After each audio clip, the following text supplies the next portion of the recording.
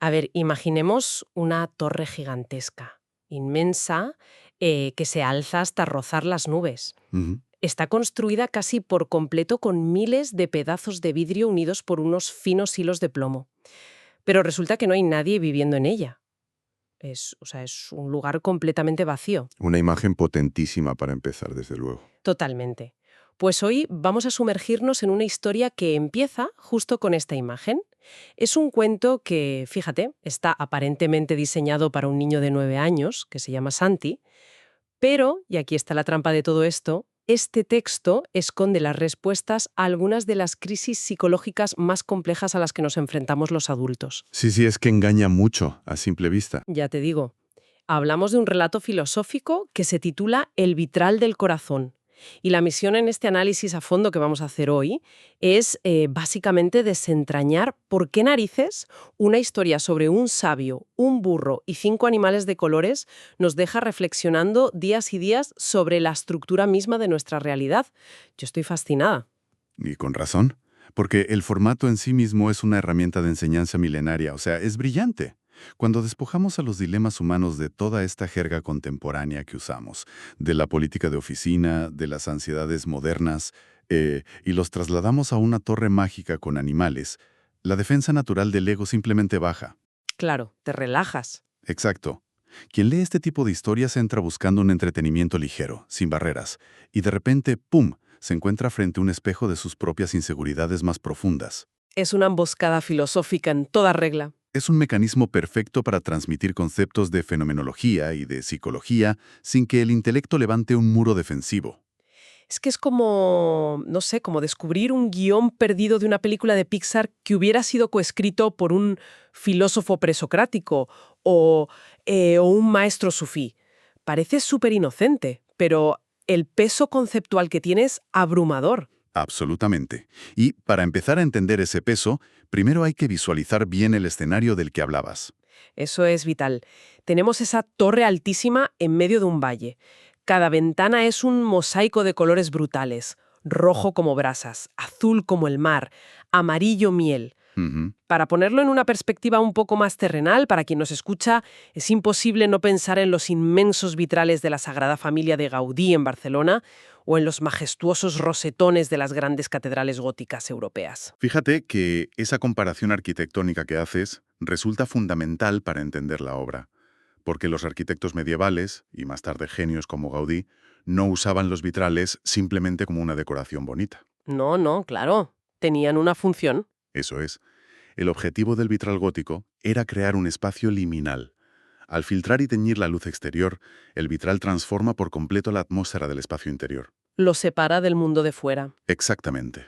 Lo separa radicalmente del mundo mundano que queda fuera de esos muros. Y en el vitral del corazón, los mugareños del pueblo afirman que si uno mira los cristales desde el interior de la torre vacía, ve cosas que no existen. Ojo a esa frase, ¿eh? Cosas que no existen. Claro, porque el entorno físico altera la percepción de la realidad. Y precisamente a ese entorno tan místico llega el catalizador de toda nuestra historia, un personaje mítico llamado Nasruddin. Ah, Nasruddin, trásico. Sí, sí, pero es que su entrada es cuanto menos desconcertante. Viene montado en su burro, pero no de la forma habitual. Nasruddin viene sentado mirando hacia la cola del animal, o sea, de espaldas al camino. Una estampa bastante cómica. Total. Los niños del pueblo, claro, le gritan que va al revés. Y aquí Nasruddin suelta la primera bomba filosófica del texto. Les dice algo así como, no soy yo quien va al revés, es el burro quien decidió ir hacia adelante, cuando yo prefería mirar hacia atrás. ¿Quién tiene razón? Magistral. A ver, vamos a desgranar esto un poco. Si tenemos en cuenta que el burro se llama filosofía, ¿qué nos está intentando decir el autor con esta imagen tan absurda? Pues mira, Nasruddin funciona aquí como el arquetipo clásico del sabio loco, ¿no? Ese personaje que rompe el patrón establecido. Al cabalgar al revés sobre filosofía, nos ilustra que el pensamiento crítico requiere por definición mirar hacia donde la multitud no está mirando. Cuestionar la dirección por defecto que todos asumimos como normal. Exacto.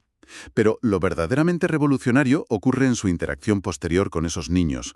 Cuando le advierten que dentro de la torre solo se ven cosas que no existen, Nasruddin no se ríe ni les lleva la contraria.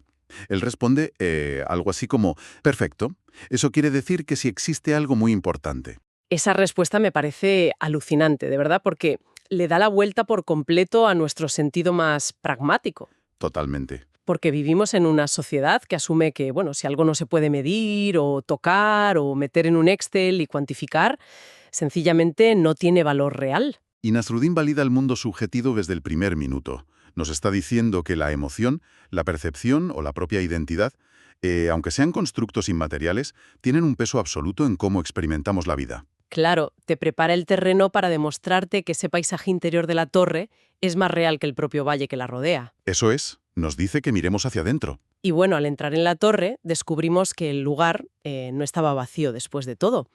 Allí habitan 5 animales, cada uno acurrucado en su propio rincón de luz, totalmente desconectados los unos de los otros. Ujú. Y Nasruddin no entra dando lecciones o sermones morales, simplemente coloca en el centro del suelo una botella con un líquido que llama agua de vida. Un elemento crucial en la historia. Sí, porque esta agua tiene la propiedad de capturar todos los ríos de colores que entran por los vitrales y los mezcla sin romperse. Ese pequeño acto tan simple es lo que atrae al primer animal que vamos a analizar hoy. Un personaje que atraviesa una crisis de identidad, devastadora. Hablamos de Zafiro. El pobre Zafiro. El caso de este zorro toca una fibra muy, pero que muy sensible del comportamiento humano.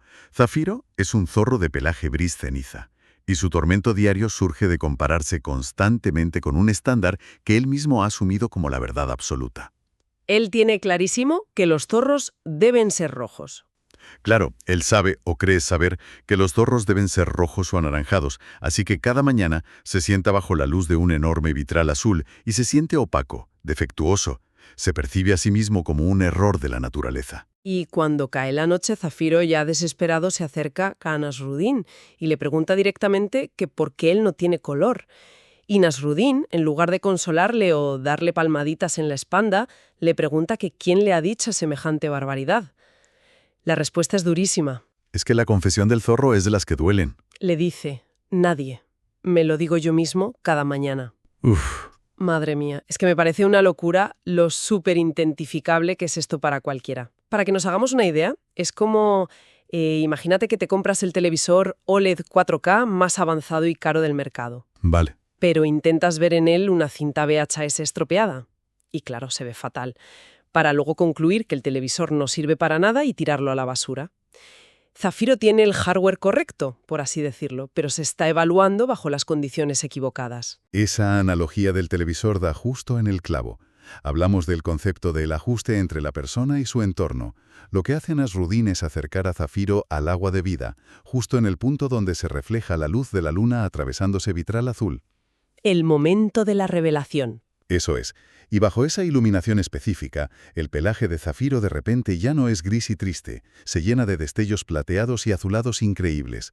Nasruddin le revela que ese es, cito textualmente, el color del comienzo, es decir, el tono exacto del cielo un segundo justo antes del amanecer. ¡Qué bonito, de verdad! Y la lección que imparte Nasruddin a continuación debería enmarcarse en cada casa. Le dice, ese es el problema más grave que existe. Que el mensajero equivocado te cuente la historia equivocada sobre ti mismo. ¡Buah! Los pelos de Gumban. Zafiro era su propio mensajero equivocado. Y si nos ponemos a pensar, ¿cuántas carreras profesionales o relaciones personales se basan exactamente en esto? Muchísimas, demasiadas. Alguien se convence totalmente de que no tiene talento o de que no es válido simplemente porque su entorno actual no resalta sus cualidades inherentes. O sea, si a un pez le pides que trepe un árbol, pues creerá toda su vida que es un inútil, por usar la famosa cita. Totalmente.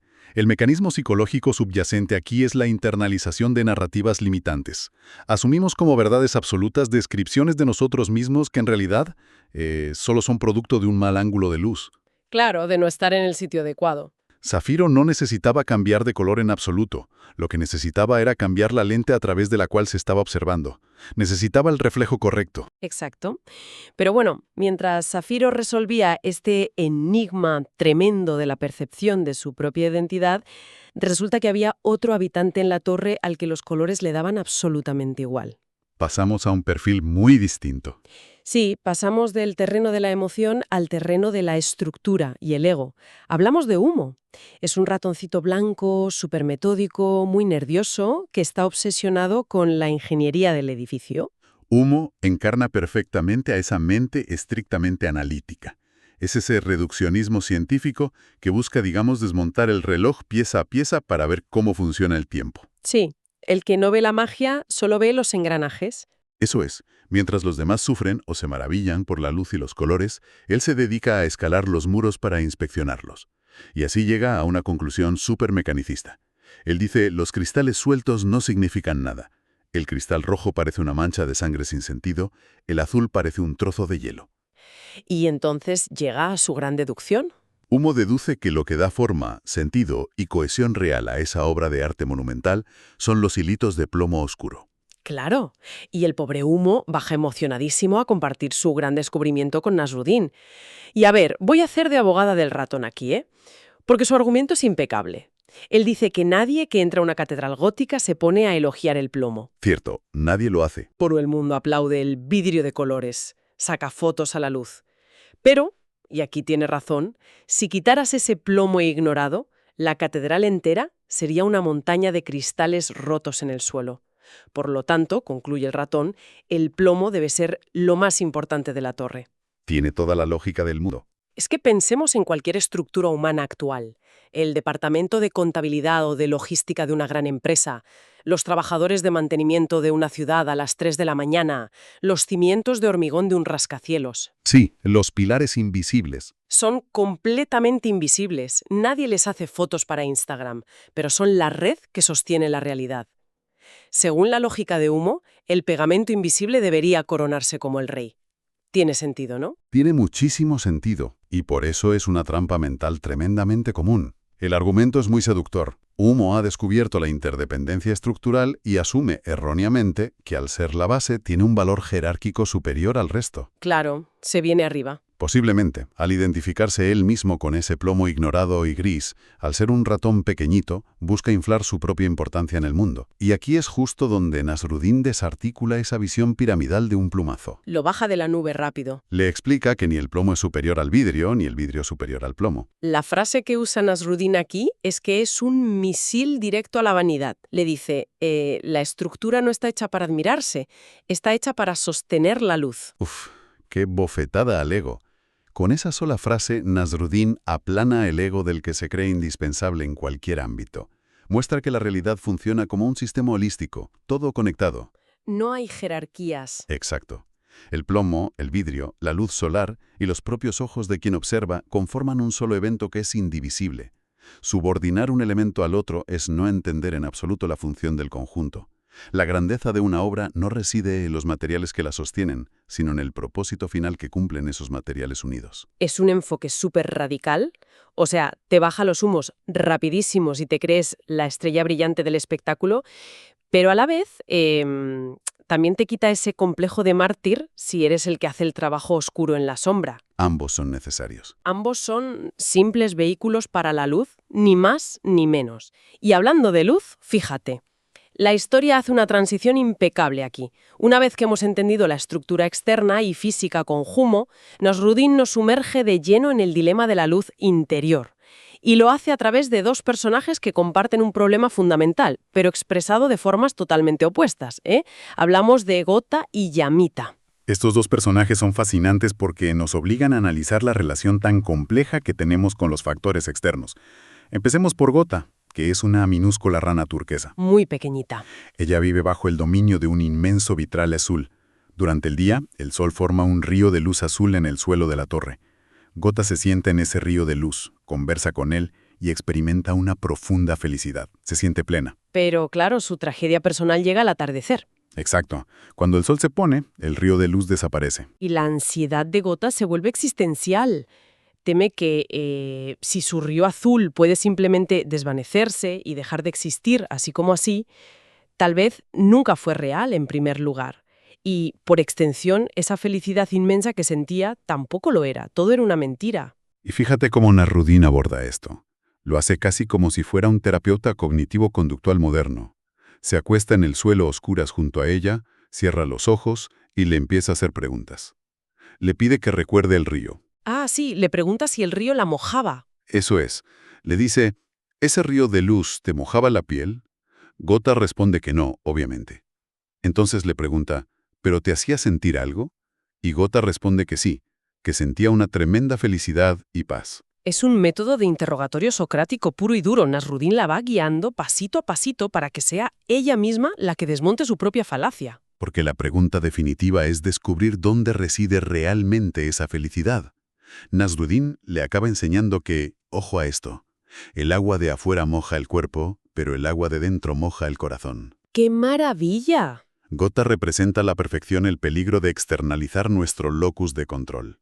Vamos, lo que hoy en día llamaríamos depender de los likes en redes sociales, ¿no? O depender del aplauso constante del jefe, o de la validación de una pareja para sentir que tenemos algún tipo de valor. Exacto, en el concepto, es la misma dinámica. Psicológicamente, cuando vinculamos nuestro bienestar a un estímulo externo que sabemos que es fluctuante, pasamos a vivir en un estado de terror crónico a la pérdida. Nos aterroriza que llegue la noche. ¿Por qué nos aterroriza que llegue la noche y el estímulo desaparezca y nos deje vacíos? Al comprender que la sensación de paz se generaba en su propio interior, al interactuar con la luz, Gotha recupera todo su poder. Descubre que su felicidad tiene permanencia. Porque la fábrica de esa felicidad siempre estuvo dentro de ella, funcionando independientemente de si el sol exterior brillaba o no. Exactamente. Es una victoria tremenda sobre la regulación emocional. Pero, bueno, al otro lado de la torre resulta que tenemos un problema mucho más espinoso, si cabe. Porque no se trata de retener algo bueno, como le pasaba a Gotha, sino del pavor absoluto a poseerlo. Y aquí entra Yamita. Yamita es otro nivel de conflicto. Es una lagartija de escamas naranjas brillantes. Y a diferencia de la rana, Yamita adora la ilusión, pero rechaza frontalmente la realidad. Le fascina un charco de luz roja que dibuja el vitral en el suelo porque imita el fuego, pero es un fuego súper seguro, es un fuego que no quema. Y su gran confesión a Nasrudin es esta. Le dice, amo este fuego de mentira, pero le tengo un miedo atroz al fuego de verdad. Es que Yamita introduce un concepto psicológico fascinante, que es el miedo al propio potencial, lo que en psicología a veces se denomina el complejo de Jonás, que fue inspirado por Abraham Maslow. Ah, sí, el miedo a la propia grandeza. Eso es el miedo a nuestra propia grandeza, al éxito o al hecho de tener que asumir responsabilidades plenas en nuestra vida. Admiramos muchísimo la idea del poder, la creatividad o el liderazgo cuando es solo una fantasía inofensiva en nuestra cabeza. Cuando no hay consecuencias. Claro. Pero el fuego real intimida porque quema, transforma y sobre todo porque nos exige estar a la altura de las circunstancias. Y Nasrudin, fíjate que aquí no se anda con rodeos con ella. Saca una vela real de su bolsillo, la enciende y acerca la lagartija a la llama. Le pide que observe la llama de verdad de cerca. Y entonces Yamita se da cuenta de que la llama no es solo roja. Tiene un corazón azul y blanco, está rodeado de amarillo y justo en los bordes son de un color naranja que es exactamente idéntico a sus propias escamas. Es un momento visual bellísimo. Sí, y es en este instante donde Nasrudin pronuncia una de las frases más contundentes que he leído en mucho tiempo. Le dice, el miedo a la propia luz es el mayor miedo que existe. Buf. Es un giro brillante en la narrativa. Nasrudin le demuestra físicamente que ese elemento destructivo que tanto la aterra, en realidad no le es ajeno. Su propia naturaleza, el color vibrante de su propia identidad, es literalmente la materia prima de ese fuego. Ella es el fuego. Le está diciendo que la fuerza, la capacidad tanto destructiva como creativa del fuego, ya reside en su ADN.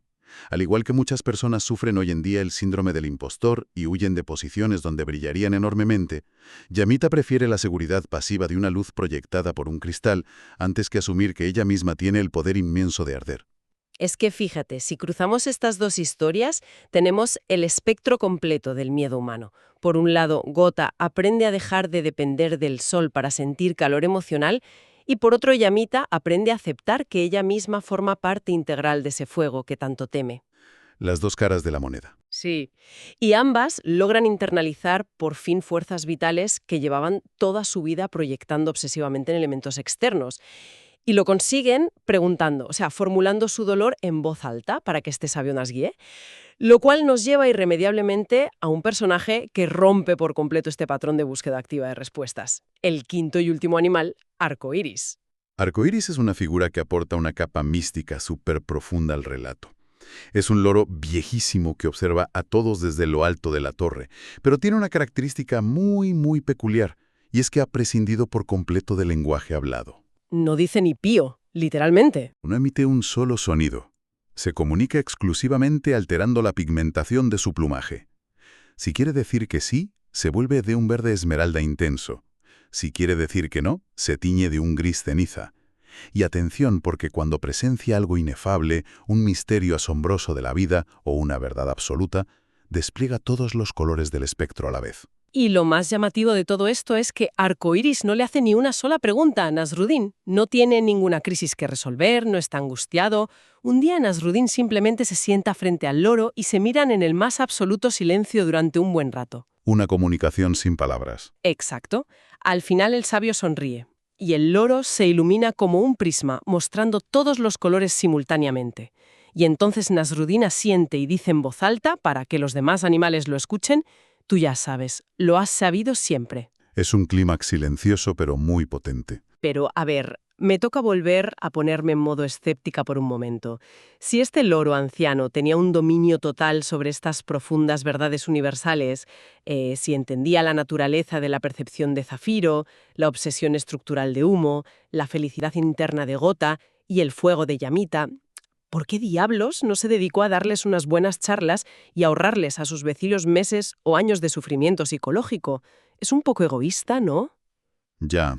La frustración que sientes tiene mucho sentido desde nuestra óptica utilitarista moderna. Queremos que el conocimiento sea como, no sé, como un archivo descargable que se pueda enviar rápidamente a otros por correo para solucionarles la vida.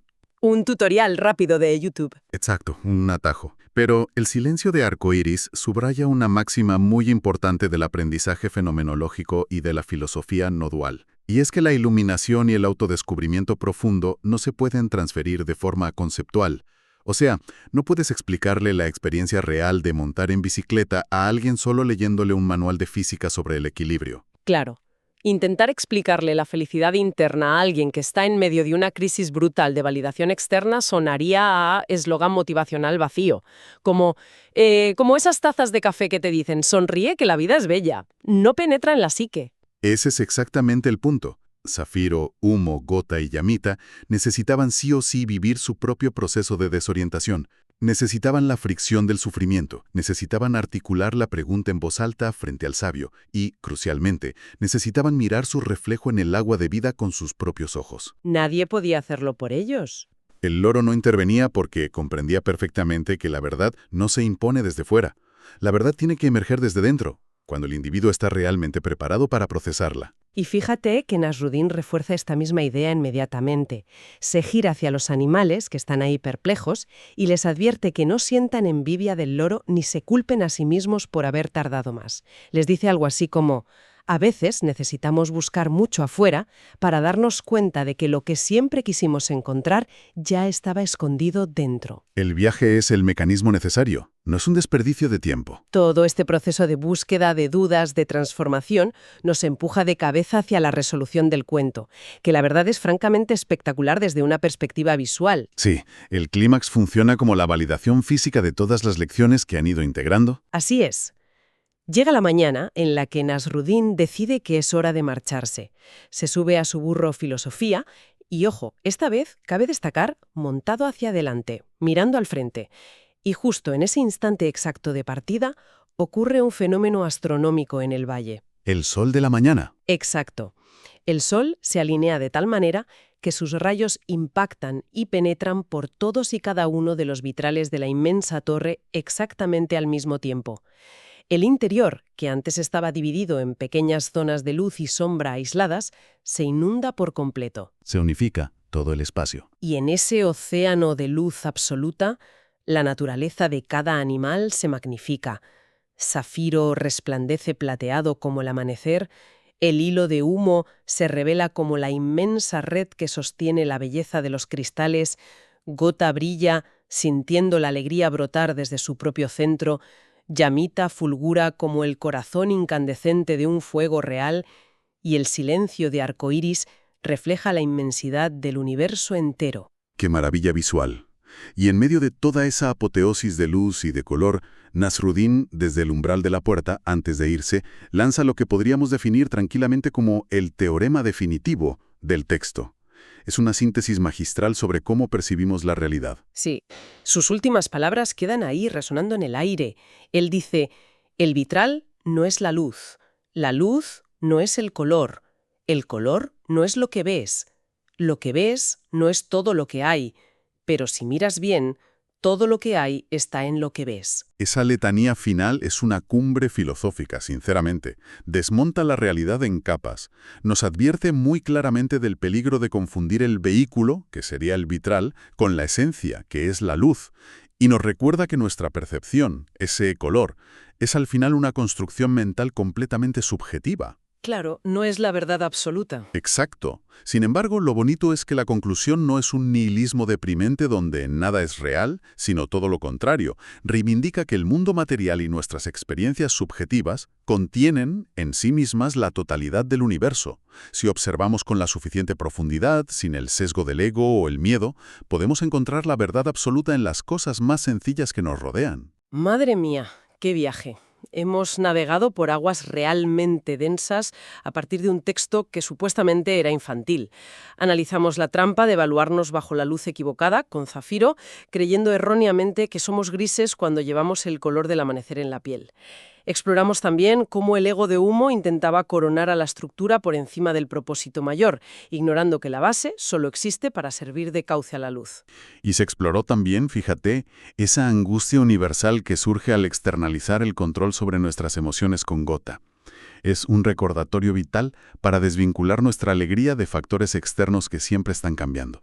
Y por supuesto la confrontación del pavor ante el potencial propio que vimos con Yamita, ese miedo al fuego interno que nos bloquea y no nos deja avanzar. Todo para desembocar, gracias a Arcoiris, en la evidencia de que la sabiduría real es un camino solitario y totalmente intransferible. Una obra de arquitectura psicológica impecable, de verdad. Pero claro, quien escribió esto no iba a permitir que se cerraran las páginas con una simple sonrisa de satisfacción y ya está. Como un regalito final de despedida para Santi, el niño de 9 años al que va dirigido todo esto, la obra presenta 3 acertijos interactivos. El broche de oro. El último de ellos, que se conoce como el acertijo de la luz, actúa como un clavo final en el engranaje de nuestra mente. Y tenemos que ponerlo sobre la mesa antes de irnos porque engloba la verdadera naturaleza de todo este análisis. Adelante con el enigma, a ver. El acertijo reza de la siguiente manera. Dice, el vitral no crea los colores no crean la luz no crea los ojos. Pero sin una de estas 4 cosas, nada de esto existe. ¿Cuál es la cuarta? En los inmensos rosetones de la Sagrada Familia, en los animales atrapados en la torre, en el propio sabio en su burro. Si el arquitecto quita el vitral, sigue habiendo luz blanca inundando el valle. Efectivamente. Si quitamos la percepción de los colores, sigue existiendo una radiación electromagnética en el ambiente. Si apagamos la luz del sol, nos quedamos a oscuras. Pero oye, los ladrillos, el plomo y el vidrio siguen ahí de pie, aguantando bajo la noche. El acertijo está diseñado brillantemente por eliminación. Va forzando a la mente a buscar cuál es el elemento que colapsa el sistema entero si se retira de la ecuación. Y esa cuarta pieza es la que altera absolutamente todo. Sin los ojos, sin ese observador consciente que procesa, experimenta y otorga significado a la forma y al fotón de luz, ¿existe realmente la majestuosidad de la torre? El acertijo señala de manera inequívoca hacia nosotros mismos. Quien observa es el catalizador final. Nosotros cerramos el círculo. La consciencia es la pieza sin la cual la luz, el color y la estructura pasarían totalmente desapercibidos en el vacío del espacio infinito. Es un recordatorio imponente, de verdad, de que el universo necesita de nuestra mirada para conocerse a sí mismo. Algo muy profundo en lo que pensar la próxima vez que cualquiera que nos escuche se quede observando el reflejo de la luz colándose por un cristal.